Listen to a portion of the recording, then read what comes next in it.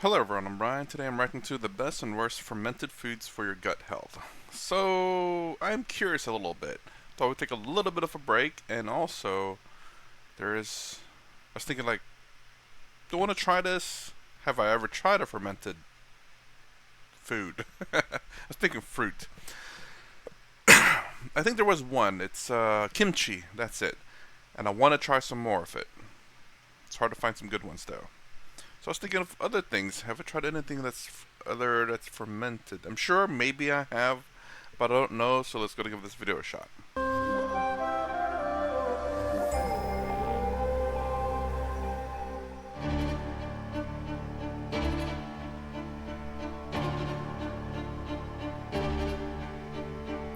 Little fermentation adds fuel to the existing stuff. Some fermentation will multiply gut biome. If you ferment it beyond a certain point, then it creates a biome of its own, not support your biome. I know this is a dangerous terrain to walk into in Western world. These are all the most terrible things to eat. What is the effect of fermented foods on one's ability to perceive? Is it something that we should avoid in certain cases? A recent study has shown that actually people that eat a large variety of fermented foods compared to a group that optimized fiber intake, that the group that with the multiple fermented food components had a better gut ecosystem and less inflammatory markers from that. I would recommend to everybody is as important as to eat a largely plant-based diet is to incorporate several fermented foods. See, any animal-based fermentation, when I say animal-based fermentation, there are cultures where meat is fermented, literally rotting is considered gourmet. There are parts of the world where it is eaten like that.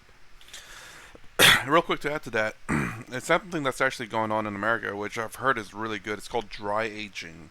Essentially, they put the meat in a dry aging machine, which will suck out the moisture.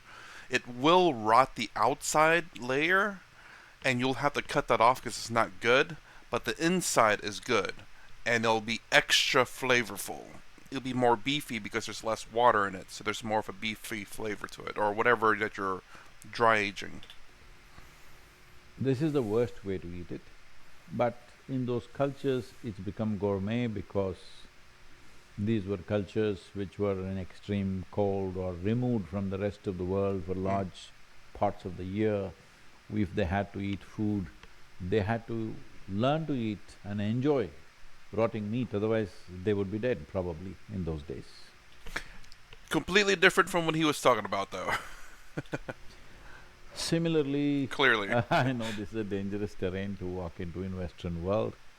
Cheese, which is also comes from that kind of thing. When winters came, people would have nothing to eat to keep their calories going. The only way was cheese. These are all the most terrible things to eat, if you ask me, if you are thinking of perception. When we look at perception, the way to look at it is, whatever makes your body heavy and opaque in your experience, makes you feel the body is lumbering to digest that, that's not good for your perception, because body is made like this. If any one activity takes too much energy and effort, the other activities will recede. It's as simple as that.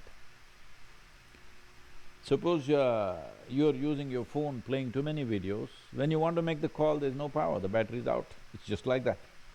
You're using it too much on one level, another level goes down.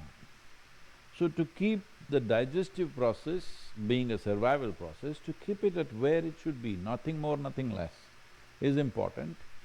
Some fermentation will multiply the gut biome in many ways. So, when it comes to fermented food, it should be under your control. For example, in southern India, one fermented substance which is consumed daily in breakfast is idli dosa. If you go north of Bangalore, we will not touch it. At least I will not. Because one thing the idli feels like a golf ball. In the south, idli feels like a flower.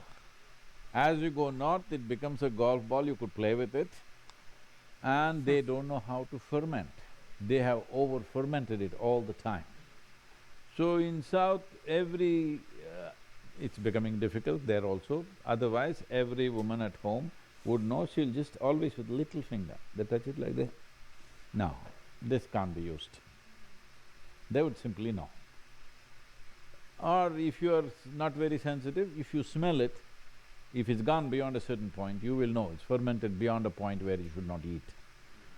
So this kind of fermented thing, we always go and offer to our flowering plants because they flower better when they get this fermented down. But once we see that it's fermented beyond that, we don't eat. The next thing is the curd, or what you call as yogurt. I'll say about the fermented, I guess it's like, and I can understand maybe like, before it has a certain smell, and then once it gets past to a point where you start maybe smelling like a moldy or cheesy smell, maybe, I'm guessing. It's just there's a smell that you notice, all of a sudden it's like, no, it's not good anymore. It is just overnight fermented. It must be still sweet. If it's becoming sour, little sourness is okay. If it crosses that, we won't eat. Yeah. Because if you ferment it beyond a certain point, then it creates a biome of its own, not support your biome. Little fermentation adds fuel to the existing stuff that is… Your stomach or your alimentary canal is fermentation, but it is a certain… fermentation is a certain culture, all right?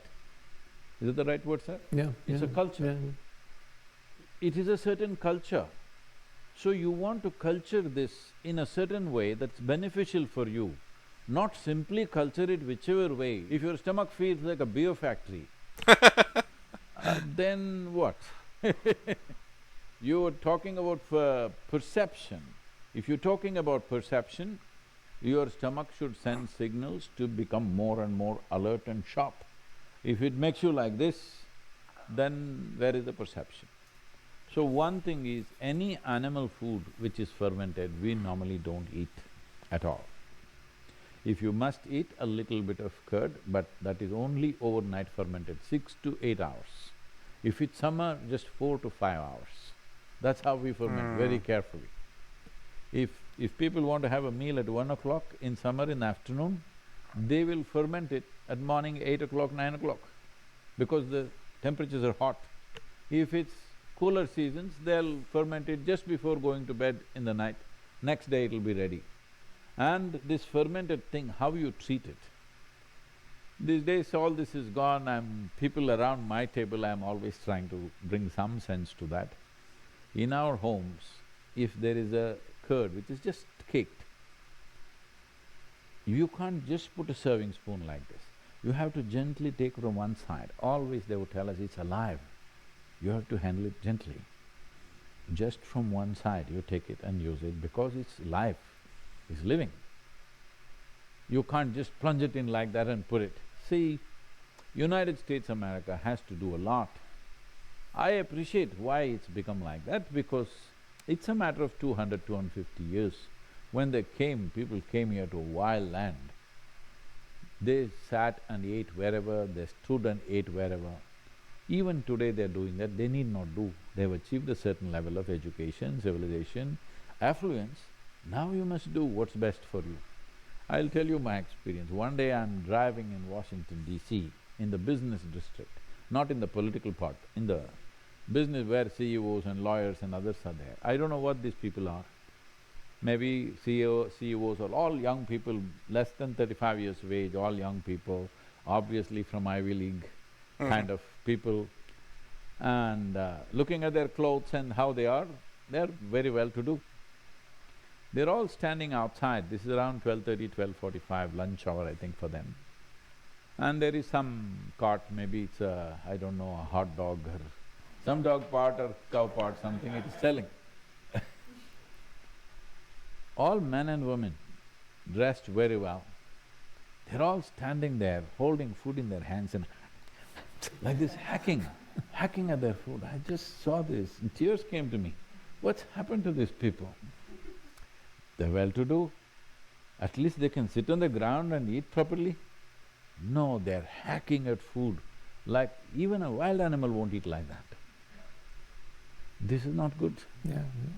How you eat something is as important as what you eat, because you and food are not two separate things. Your body, the food that you eat, the soil that you walk upon, the water that you drink and the air that you breathe, these are not different from you. It is the same stuff here. It's just giving us an individual experience. If you treat it with as much love as you treat your children, if you can't see it as divine, at least if you treat it with as much love as you would treat your children, it would do fantastic things to you. Oh, I was hoping you would give us, oh boy, so I was hoping you'd give us some foods. Like maybe top 7 fermented foods or something. That's what I was expecting.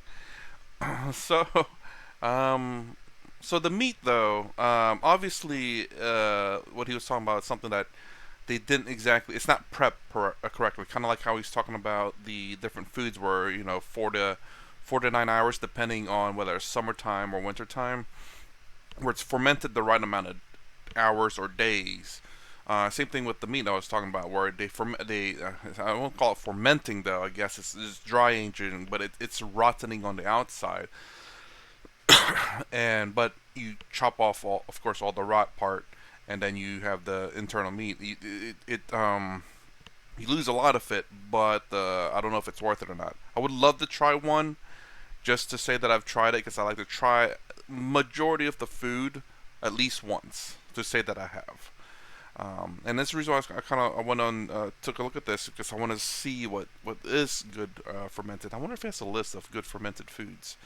I mean, he did list a few of them, but I don't think that's available around here. I was thinking about that Indian store that's close by. I wonder if they have something like that. I don't think so. But I've always kind of curious. Like kimchi is one, and then they have a drink. It's like a fermented drink, I believe. Why can't I think of it?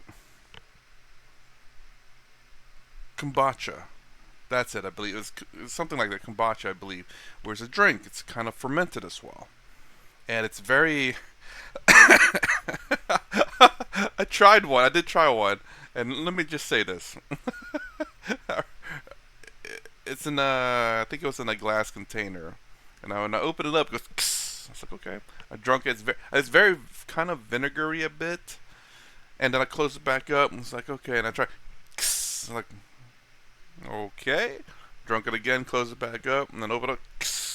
I'm like, Coke cans, or Coke bottles, should I say, do that when you close it and you open it. Carbon dioxide is really, maybe that's what that was going on. It's like, what is causing that? There's no carbonation in this, I don't believe. And it was just kind of funny. Every time I did it, it's like, it just kept doing it. I'm like, I guess maybe the fermentation is what's causing it, as I think about it now. Anyways, this is my reaction to the best and worst fermented foods for your gut health. If you like my content, please consider subscribing, thumbs up, thumbs down, down below. Thanks for watching. I will see you in the next vid.